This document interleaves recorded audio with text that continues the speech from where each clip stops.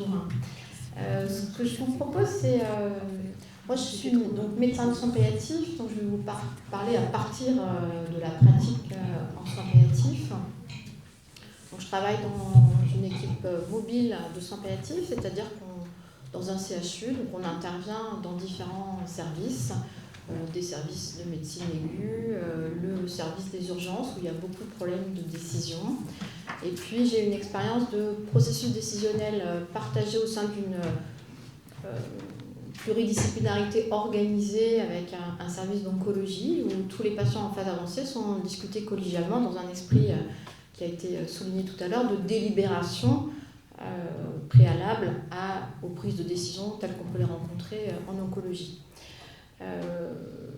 Je m'appuie aussi sur le guide dont a parlé Emmanuel et que je recommande, qui est le guide sur les prises de décision en fin de vie, sur le processus décisionnel en fin de vie, qui est un guide qui a tenté une approche européenne et qui me paraît très intéressant parce que quand on voit les pratiques des autres pays, eh bien effectivement on débute cet exercice démocratique de aller voir les autres, ça nous éclaire des zones qui sont un peu plus obscures dans notre pays et je trouve que ce document est très aidant. C'est par ailleurs le seul qui ose aborder la question de l'obstination déraisonnable et de la limite, parce qu'effectivement on parle beaucoup de sédation, on parle beaucoup de droit à mourir ou de légiférer sur le suicide assisté, l'euthanasie, mais les problèmes éthiques qu'on rencontre au quotidien dans les décisions de fin de vie, c'est surtout la question de la limite, et Didier Sicard l'a soulevé dans son rapport de fin 2012, la question des demandes déraisonnables adressées à la médecine. Donc ça, c'est tous les jours. Et c'est vrai qu'aucun texte français, y compris la nouvelle version de février 2016, n'apporte la réponse, puisque dans le texte de 2016, on parle de l'obstination déraisonnable, et le seul critère, c'est la volonté du patient. C'est pas écrit très clairement comment le médecin limite quand le patient veut continuer avec la question du rapport bénéfice-risque. Donc le document, je trouvais très intéressant. Bon, je n'aborderai pas la question de la sédation, parce que ça fait l'objet d'un autre séminaire. Juste deux mots, c'est depuis que la loi est passée, il n'y a pas de demande véritablement sur ce sujet rencontré dans les services. La sédation est une pratique qu'on fait depuis des années. Donc c'est vrai qu'on fait beaucoup on s'interroge beaucoup, c'est pour nous un sujet assez théorique et pour les cliniciens en fait un sujet assez théorique. Il y a toujours ce décalage entre les débats et puis finalement ce qu'on voit au quotidien. Alors je sais par les collègues qui travaillent en unité de soins palliatifs qu'il y a un peu plus de problématiques sur ça, mais c'est vrai que c'est pas le cœur de l'intervention. Moi je vous propose de faire un état des lieux des pratiques de décision sur la base d'une étude qui s'est consacrée à ça au niveau national et puis de rebalayer les différents rapports qui ont été nombreux ces dernières années, le rapport Sicard en quelques mots, les rapports du CCNE. Et puis dans un deuxième temps, qu'on essaye de réfléchir, même si on n'aura pas le temps de discuter, sur le paradoxe actuel de ce mouvement vers l'autonomie qui a été présenté à l'instant. C'est-à-dire qu'il y a les citoyens, les différents jurys citoyens, etc., qui font état d'un souhait de plus grande participation du patient dans les prises de décision. Puis ce paradoxe que finalement les dispositifs que prévoit la loi, que prévoyait la loi 2005, en particulier en termes de personnes de confiance et de directives anticipées, ne sont pas saisis. Et sur ce constat, d'essayer de comprendre pourquoi ce n'est pas saisi et les solutions qu'on peut envisager. Le premier point qui me paraît important, c'est une étude qui a été menée par l'Institut d'études démographiques sur les décisions en fin de vie. C'est une étude qui a été faite à partir des certificats de décès sur des grands nombres de patients, une étude qui fait référence, qui avait repris une méthodologie européenne sur le sujet. Et sur cette étude donc, qui a colligé environ 5000 décès en interrogeant les médecins qui avaient signé le certificat de décès sur ce qui se passait, quelques données sont pour moi très importantes, c'est qu'en France, 83% des décès, donc à l'échelle nationale, sont prévisibles. C'est une première donnée d'épidémiologie qui est importante. La majorité des décès font suite à une maladie chronique incurable et donc sont prévisibles par les médecins. Ce qui ouvre le champ, bien sûr, de l'anticipation. C'est-à-dire que pour la majorité des décès, on a le temps de le voir venir et de le préparer, au niveau simplement des chiffres. Le deuxième point qu'a porté cette étude, c'est que pour ces décès prévisibles, donc la majorité, il y allait y avoir, pour 80% de ces patients, des décisions à prendre. Donc le problème de la prise de décision en fin de vie, ce n'est pas un problème anecdotique. C'est-à-dire tous les jours, plusieurs fois par jour, les médecins prennent des décisions. Donc ces décisions, c'est tant des décisions qu'on appelle de limitation ou d'arrêt de traitement, par exemple, en fin de journée, dans les services aigus, que ce soit les services de cancérologie, de pneumologie, tous les services où il y a une certaine mortalité, revoit l'ensemble des patients qui sont réanimatoires ou pas réanimatoires. Donc c'est quelque chose qui est fréquent. Donc 80% de prise de décision, limitation, ça peut être aussi jusqu'où on va dans le soulagement. Est-ce que on augmente les doses de médicaments au risque de précipiter la fin de vie du patient, une deuxième catégorie de décision. Et puis, au contraire, est-ce qu'on intensifie les traitements? Ce patient, il n'est pas bien, mais justement, je vais aller encore un peu plus loin, le transférer en réanimation, j'intensifie les traitements. Et puis, il y a toutes les catégories autres de décision. La plus simple, c'est le lieu de fin de vie du patient. Ce patient s'aggrave, finalement, où est-ce qu'il veut mourir? Ici, en unité de soins palliatifs, chez lui, est-ce qu'il veut rentrer au pays, ce qui est une problématique quand même très lourde et très compliquée dans beaucoup de nos hôpitaux. Donc, le point à retenir, c'est qu'on ne meurt plus dans nos sociétés comme ça de manière soudaine, on meurt de l'évolution d'une maladie grave incurable et on a le temps, théoriquement, d'anticiper les choses. Il faut aussi comprendre que le processus décisionnel, il est complexe et il est nouveau. C'est-à-dire que jusqu'à pas longtemps, on n'avait pas beaucoup de moyens à l'échelon de l'histoire. Vous voyez, les techniques médicales, les techniques de réanimation, la dialyse, dont ma consoeur parlera mieux que moi, même en cancérologie de manière très récente, on a une explosion continue et permanente des techniques. Donc en permanente, les savoirs sont basculés, remis en cause, et surtout dans la pensée médicale, pendant longtemps on n'a pas eu de médecine. Au XIXe siècle, il n'y avait pas grand-chose, et puis finalement, les médecins ont appliqué et appliquent régulièrement les nouveautés avec beaucoup d'espoir. On a assisté cette dernière année en oncologie à des progrès spectaculaires.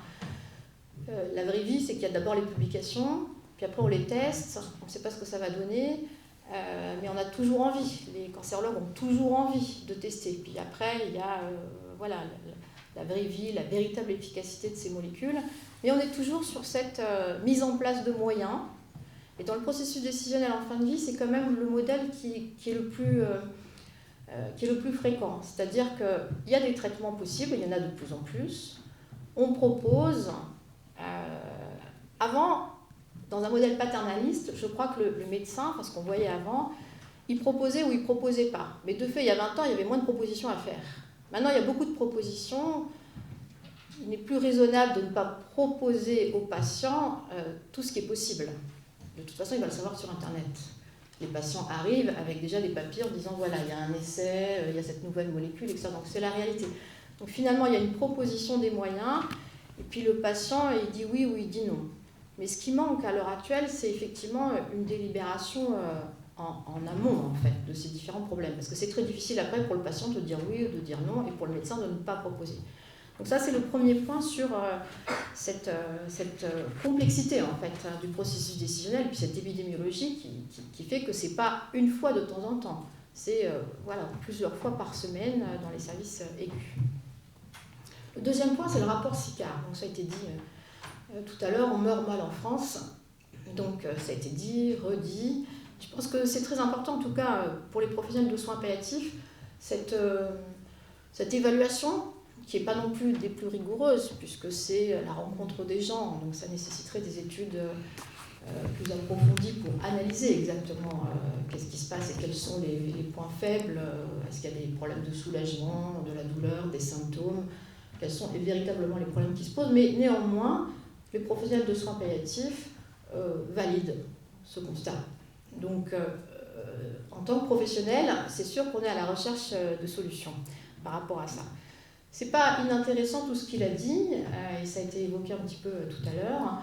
Il a pointé la médecine très technique, qui se centre sur l'organe malade et peu sur la personne dans sa globalité. Donc ça, je crois que c'est quelque chose où on est tous d'accord, mais c'est aussi une tension liée à la médecine, au progrès, Il y a tellement de données techniques à connaître qu'effectivement, c'est assez difficile pour un médecin d'investir aussi les autres dimensions. Il parle de statut quasi divin de la médecine d'après-guerre. Donc c'est bien ça qui est en jeu avec cette espèce de croyance que le progrès va tout résoudre. On a du mal à ne pas accepter ça ou à ne pas le demander ou à l'offrir quand on est médecin. Et puis un point qui a été souligné tout à l'heure, c'est la médecine centrée exclusivement sur le curatif.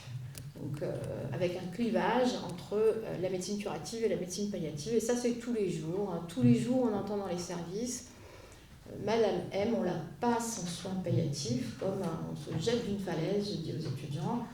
Voilà, c'est pas comme ça. On est beaucoup en retard en France par rapport au modèle anglo-saxon, qui ont montré il y a 3-4 ans le bénéfice en termes de qualité de vie d'une part et en termes de survie d'une approche, d'une intégration précoce des équipes de soins palliatifs dans toutes les localisations tumorales du cancer. Le cancer est la première cause de mortalité en France.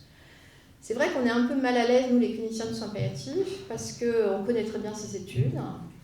On travaille tout à fait sur le même mode que ces équipes anglo-saxonnes. Et il n'y a eu aucune prise de position courageuse, je dirais, ni de la société d'oncologie, ni des pouvoirs publics. J'avais posé la question à mon chef de pôle, lorsque les premières études étaient sorties, disons, voilà, il y a un papier qui vient de sortir sur le soin palliatif précoce, qui montre un gain en qualité de vie et en survie, dès lors que l'équipe de soins palliatifs voit le malade dès son diagnostic, pour les patients qui ne peuvent pas guérir, mais qui sont tout à fait au début de leur maladie. Et je dis donc, si l'équipe de soins palliatifs, c'était un médicament, on testait une chimiothérapie contre un autre médicament, et que là, la partie soins palliatifs, ce soit un médicament, qu'est-ce que tu penses que les pouvoirs publics feraient? Il réfléchit, il lit, c'est quand même quelqu'un de rigoureux, etc. Il dit, il financerait. Un gain en survie de 2,6 mois dans le cancer du poumon, il financerait. Or, il n'y a pas eu de financement. Donc je pense que ça, c'est quand même un point important.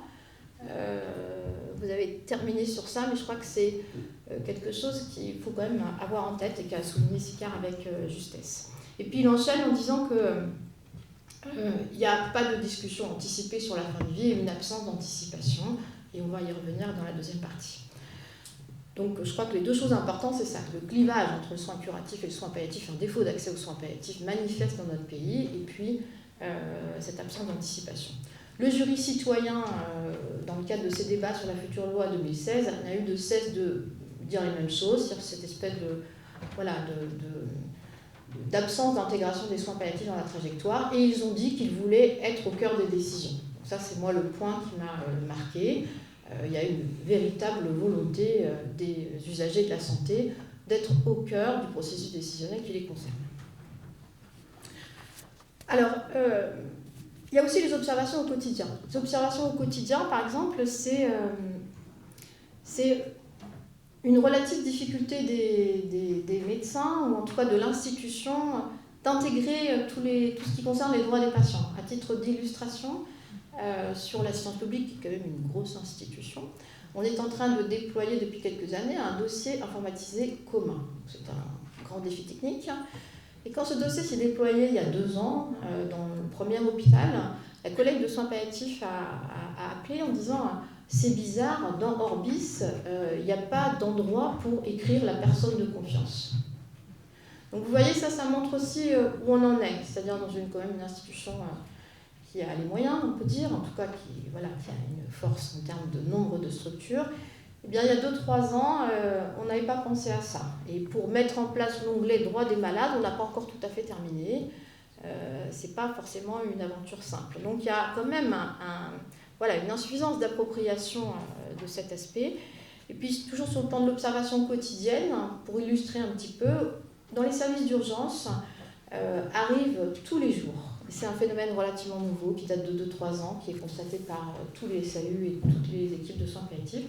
Arrivent tous les jours des patients qui proviennent d'EHPAD, des personnes âgées qui sont institutionnalisées, et pour lesquels le processus de limitation des traitements se fait au SAU, le plus mauvais endroit pour décider. Et nous, on est appelés, on a convenu avec les urgences qu'ils étaient prioritaires, et quelle que soit la charge de travail, on va d'abord aux urgences, on s'arrange après. Très souvent, dans la majorité des cas, il n'y a aucun processus décisionnel anticipé. Alors quand on est en EHPAD, on est en perte d'autonomie avec souvent des polypathologies. Donc ça, c'est la réalité en recherchant des petites données pour ce soir. Une étude de l'Observatoire de la fin de vie qui a objectivé en termes de chiffres et qui a évalué ce phénomène que nous, on constate tous les jours dans nos pratiques. C'est que 25% des patients qui décèdent de manière non soudaine en EHPAD passent par le SAU dans les 2 dernières semaines qui précèdent leur décès. Ce qui est un chiffre, donc c'est 1 sur 4. Et puis concrètement, ils passent certaines fois 1 fois, puis ils passent 2 fois, puis ils passent 3 fois. Et de fait, les décisions se prennent dans les plus mauvaises conditions. Donc ce point, pour moi, est un point très important pour aller dans la réflexion sur l'anticipation du processus décisionnel, les discussions anticipées, parce que ça est la réalité. Donc on aboutit à une réalité où pour 1/4 des patients en EHPAD, eh bien, la décision se prend dans les pires des conditions. Voilà, je vais passer tout de suite à la deuxième partie, c'est essayer de comprendre, à partir aussi de notre expérience clinique, pourquoi il y a ce paradoxe. Les citoyens veulent de plus en plus effectivement d'insertion dans le processus décisionnel, ils veulent être informés, ça fait des années que c'est dit. Et puis à côté de ça, je ne sais plus si on a donné le chiffre ou pas, il n'y a que 1,8% des patients qui décèdent de manière, à l'issue d'une maladie grave qui ont rédigé des directives anticipées dans cette fameuse étude de l'INED. Donc une très faible appropriation de ce dispositif. Ce document-là, sur le Conseil de l'Europe, dit ça, et je trouve la phrase jolie. Alors que le fil conducteur de toute réflexion sur les décisions relatives aux traitements médicaux doit être le respect de la dignité de la personne et de son autonomie, et c'est un souhait des citoyens, l'expérience clinique, dont je vais essayer de vous faire part, montre qu'en fin de vie, un patient peut être vulnérable et avoir des difficultés à exprimer un avis. C'est-à-dire qu'on s'accorde tous sur le fait qu'il faut plus d'autonomie, mais la réalité de la maladie grave et la vulnérabilité de la personne rend complexe cette réalité. Le premier point, pour moi, c'est la question de la prise de l'information. Le premier point pour participer au processus décisionnel, c'est d'être informé. Si on n'est pas informé, on ne peut pas juger. Il y a à l'heure actuelle une très grande difficulté dans l'information pronostique, avec un certain nombre de psychologues qui alertent en disant que elles observent une violence exercée à l'égard des patients, une violence psychique à trop dire. Donc on est dans un moment où effectivement il y a plusieurs modèles. Soit on ne dit rien parce qu'on a peur de déstabiliser, soit on dit trop et on risque d'effondrer les mécanismes de défense des patients, d'être dans une violence psychique. Très rapidement, quand on est confronté à la maladie grave, il y a une angoisse en fait tout simplement qu'on ne contrôle pas, qui est très puissante. L'humain, il n'est pas fait pour envisager qu'il va mourir. En tout cas, c'est très rare d'avoir un parcours qui aboutisse au fait de regarder sa fin de vie sereinement. C'est très angoissant. Face à cette angoisse, les personnes mettent en place des mécanismes de défense très puissants pour ne pas voir les choses. Donc du coup, le processus de la formation pronostique, il est complexe. Les cliniciens doivent aussi faire face à des attitudes paradoxales. On avait une jeune patiente qui avait un mélanome métastatique et qui avait toujours dit à son dermatologue qui la suivait qu'elle voulait absolument être informée de manière exhaustive, que c'était très important pour elle. Et là, on était à une consultation où la dermatologue devait lui faire part du dernier scanner et malheureusement, il y avait une progression et on allait devoir annoncer l'arrêt de la chimiothérapie qui ne marchait pas. Et la jeune femme lui dit, donc elle revalide. Voilà, j'ai le scanner, je vais vous donner les résultats. Enfin, elle teste un petit peu comme on fait. Et la jeune femme dit, je veux que vous me disiez tout comme vous l'avez toujours fait pour pouvoir me battre et guérir. Donc ce genre d'injonction paradoxale est difficile pour le clinicien. C'est-à-dire que c'est courant, ça. C'est quelque part la personne dans sa réalité morale veut savoir. Cette jeune femme avait vécu des choses difficiles, elle voulait vraiment un engagement, elle avait toujours insisté auprès de ce médecin pour qu'il y ait un engagement à tout dire, mais après il y a la partie émotionnelle et l'angoisse de mort qui fait que ça peut aboutir comme ça à des phrases un peu paradoxales. C'est pas un frein, c'est quelque chose, on disait qu'il y a beaucoup de choses à apprendre en soins palliatifs, ça fait partie des choses à apprendre qui ne sont pas les plus simples, mais qu'on apprend. On apprend à fonctionner et à avancer dans l'information avec ces mécanismes de défense, avec les attitudes paradoxale ou l'ambivalence, c'est-à-dire qu'au cancérologue, la personne dit quelque chose, à l'infirmière, autre chose, à la psychologue autre chose, parce que finalement, c'est pas constant. C'est-à-dire qu'à un moment donné, on sait bien qu'on va mourir, la majorité des patients, ils savent bien qu'ils vont mourir, mais on s'échappe. Donc voilà, en fonction des différents interlocuteurs et de la journée, ça bouge. Je crois que ce qui est très important, c'est que ça s'apprend. Et je crois que pas raisonnable de dire que parce qu'il y a quelques observations de violence psychique, eh bien, il faut revenir en arrière et ne plus informer les malades. Je ne trouve pas ça raisonnable. J'ai la chance de travailler avec certaines équipes qui savent très bien le faire. Ça s'apprend. Il y a des livres entiers anglo-saxons qui parlent de l'information pronostique, et je crois que c'est très important qu'on se forme sur ces aspects-là. Il y avait une étude qui avait montré, une étude anglo-saxonne, qui montrait que la majorité des patients qui étaient atteints de cancer en situation métastatique, c'est-à-dire qu'ils ne pouvaient pas guérir, pensaient que leur chimiothérapie allait pouvoir les guérir. Donc vous voyez, on ne peut pas ne pas informer, c'est-à-dire que du coup, quand on discute de la dernière chimiothérapie ou des traitements, si le patient il a intégré l'information qu'il va guérir, sa manière d'accepter ou de refuser des traitements contraignants, ce n'est pas la même chose. Pour guérir, les patients disent qu'ils acceptent des séquelles, ils acceptent d'être coincés 3 semaines à l'hôpital. Quand c'est les 3 dernières semaines de vie, c'est pas pareil. On peut avoir envie justement d'être pas coincé à l'hôpital, de ne pas vomir, etc. etc. Donc ça, c'est un point très important, et on peut, je pense, très largement affirmer qu'en France, l'incurabilité, c'est-à-dire on a un diagnostic de cancer, on peut obtenir la guérison ou pas, ou simplement prolonger la vie, et cette simple notion, madame, votre cancer, voilà, on ne pourra pas le guérir, mais on peut prolonger la vie, n'est pas dite pour la majorité des patients. Donc je crois que là, il y a un véritable effort sur cette information, et notre expérience, effectivement, avec un des services de l'hôpital, montre que c'est tout à fait possible, même avec des gens jeunes, même dans des situations très défavorables. Et mieux que ça, l'information sur l'incurabilité, elle est structurante. Elle est difficile, on ne le dit pas forcément à la première consultation, mais elle va conditionner après l'ensemble de la prise en charge, et les gens vont pouvoir s'adapter. On a suivi là, la semaine dernière, une jeune patiente qui avait une petite fille. Bon, c'était pas facile pour elle d'accepter ça. Puis elle savait l'incurabilité, et puis on est passé à l'étape de l'arrêt de la chimiothérapie. Ça a été un moment difficile, je ne vous le cache pas. Elle a pris de second avis, comme à peu près 30% des patients après une annonce d'arrêt des traitements, mais ça a fait son chemin. Elle a préparé la petite tout en cherchant cette deuxième avis. Elle a décidé de se marier religieusement parce que c'était important pour elle, et ainsi de suite. Voilà, c'est possible d'annoncer des choses difficiles. Il faut après les encadrer. Il faut savoir pourquoi on le fait. On ne le fait pas parce qu'on applique la loi. On s'en fout quelque part de la loi, c'est pas la question. On informe parce que quelque part il y a un souci de bienfaisance, de liberté. C'est-à-dire que si on ne sait pas, on ne peut pas faire ce qu'on a envie de faire. On ne peut pas effectivement régler les problèmes, préparer la petite fille, se marier ou tout un tas d'autres choses. Donc je pense que ça c'est un point, en tout cas pour moi, qui est très important. Le deuxième point, c'est, il me reste... T'écouterais jusqu'à demain matin. Hein. Oui, mais bon... Corinne, c'est la même chose. Il y a quand même 5 minutes. Il y a une limite, quand même. Aujourd'hui, on va revenir en 3e semaine. Voilà. Pour cette patiente aussi, un des arguments, et je pense à Evelyne, qui est infirmière, qui est là, cette patiente, elle a posé la question de la mise en jeu du double effet. C'est-à-dire qu'elle avait une situation d'étouffement, en fait. Donc elle avait beaucoup de médicaments, elle se baladait, etc. Mais enfin, les nuits étaient très difficiles, elle avait des grosses doses de médicaments, la morphine, l'hypnovel, les médicaments sédatifs, etc. En fait, pour qu'elle puisse dormir, elle était quasiment endormie, sédatée de manière intermittente la nuit, et le matin, elle ne respirait pas très bien. On arrêtait les médicaments à sa demande, et ainsi de suite.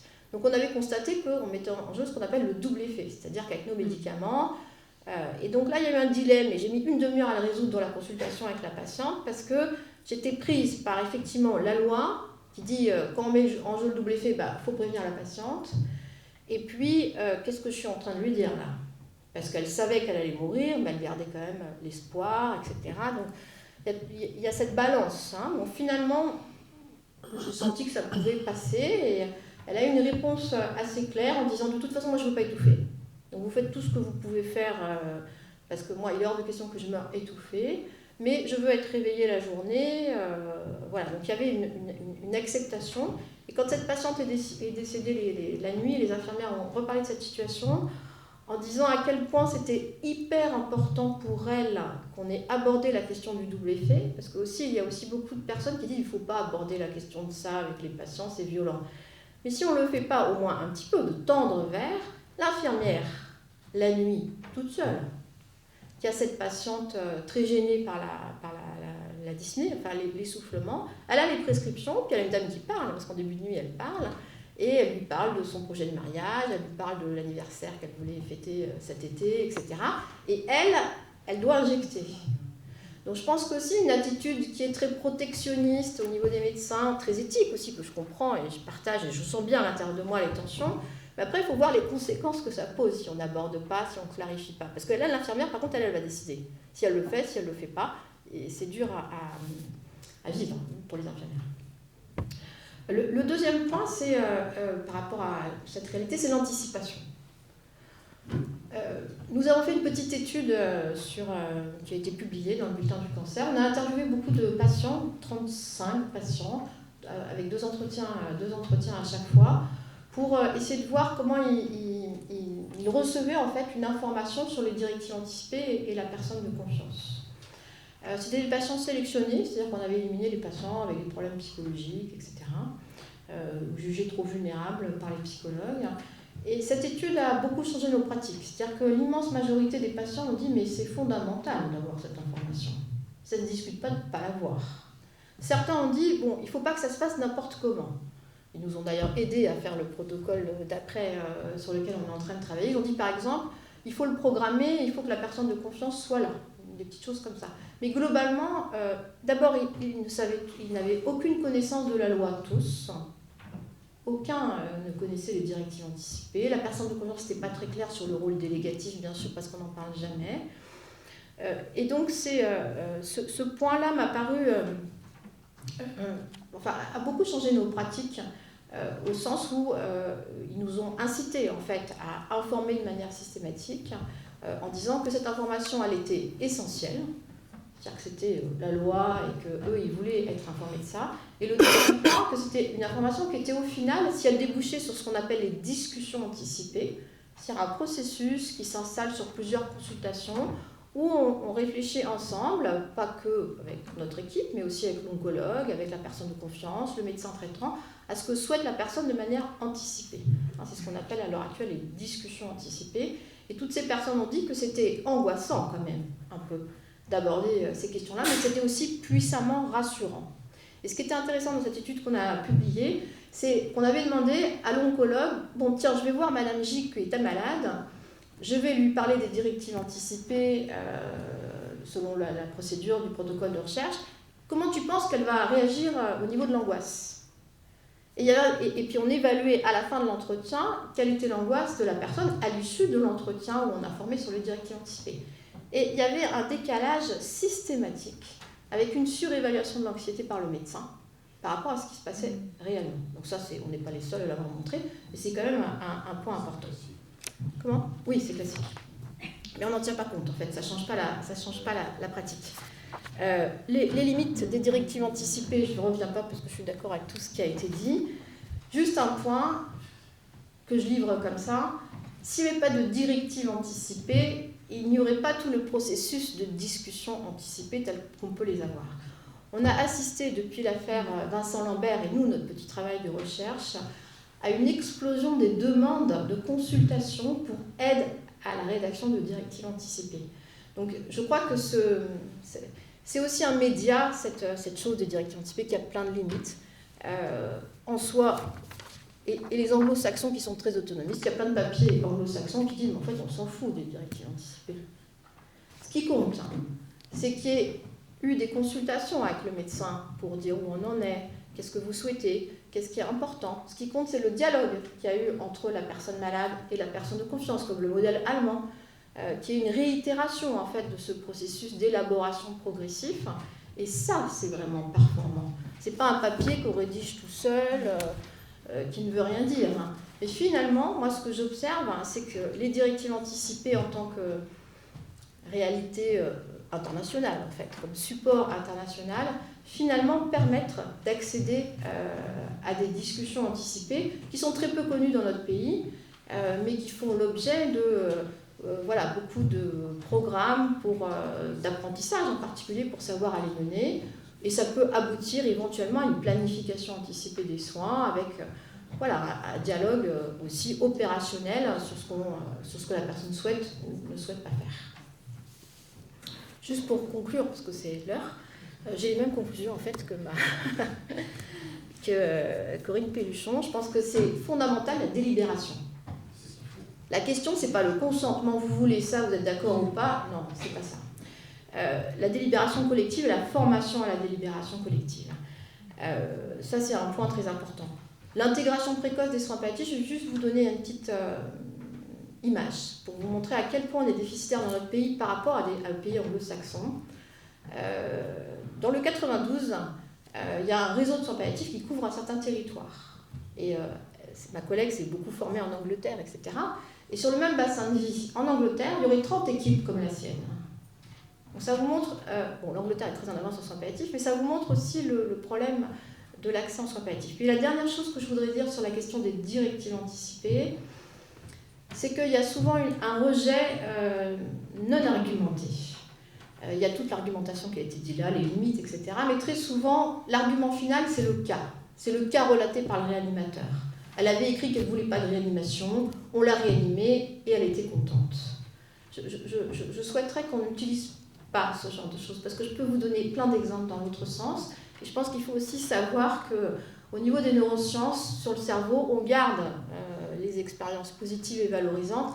Et les malades qu'on a réanimés mais qui ne sont pas contents, je n'ai pas le temps de vous raconter un exemple qui est arrivé la semaine dernière à un professeur de médecine, ceux-là, on les oublie. Donc je pense que ça, c'est un point de vigilance.